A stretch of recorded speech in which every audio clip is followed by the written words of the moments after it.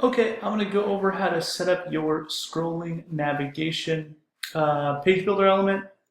So in the live preview, for instance, it's this floating bar on the side that allows you to easily click on sections to scroll up and down. So let's go ahead and go to our site, and under pages, let's go ahead and add a new page. And I'm going to call this scrolling navigation example.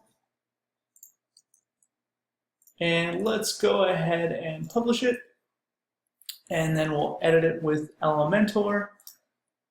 And so now that we have our site open, it's pretty easy. The first thing we're going to want to do is grab our scrolling navigation page builder element, and we can just drag it into the bottom section of our site. And then you'll see that it automatically adds 3 sections, and you can add or remove sections as well. That is what it does. And to make it a little bit easier to see, I'm going to go to settings and have the text always display when a section is selected. That way we can just see it better in this tutorial. You can adjust and play around with all these settings as needed. So if you click on each one of these sections, it gives you an option. So for instance, you can adjust the text. I think in the live preview we just have it pretty simple. Section 1 and then 2, 3. So we'll go ahead and leave those the way they are. The key thing I wanted to go over is how do you have the click associate with the area. So let's start. We'll copy that first ID, so section 1. So basically when you click section 1, you would want it to go to section 1.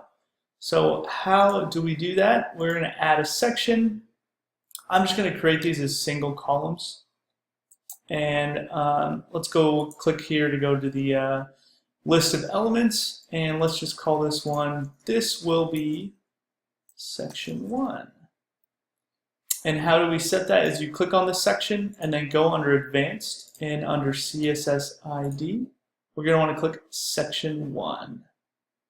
So once we do that, when you click on section 1, it will actually go to section 1. And since we have a pretty simple example, I'm going to go ahead and add a background color really quickly. That way you can actually see, what it's the scrolling, and then I'm going to make it fit this screen. Otherwise, when you click, it won't go anywhere for our simple example. So then that'll be section 1, and then let's go ahead and add another section. And we're going to do the same thing. I'm just going to add a heading and call this will scroll to section 2. And I'm going to adjust the styles the same way. This is just so you can see it in action. And then full screen this as well. And then let's go back to our scrolling navigation and click on section number 2. So the ID is section 2, so we're going to copy that. And then we're going to go to the section that we want it to link to, and we'll type in section 2. And let's go ahead and click Save. And now if we view the page here, you'll see if you click section 2, it will go to section 2. And if you click on section 1, it'll go to section 1.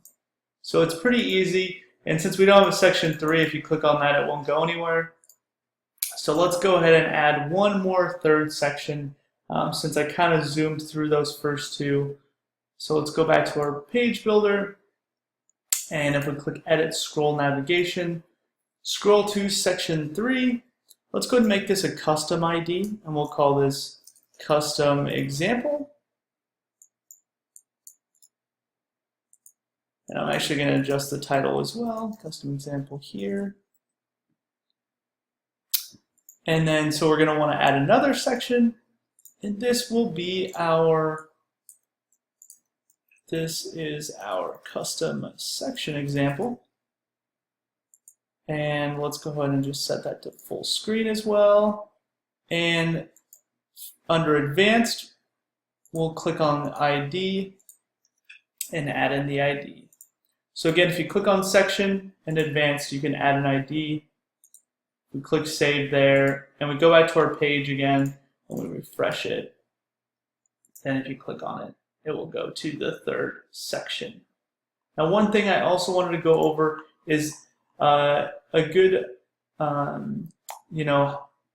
recommendation is to always put this at the bottom of your site. So make sure that the last item is the edit scroll navigation. And the reason we have that is that it's the way the Elementor page builder works. The last item is always going to sit on top of the others, and that just makes sure you don't have any elements hidden behind each other. So if you're not really sure what that means, it's not a big deal. Just make sure you drop that at the bottom.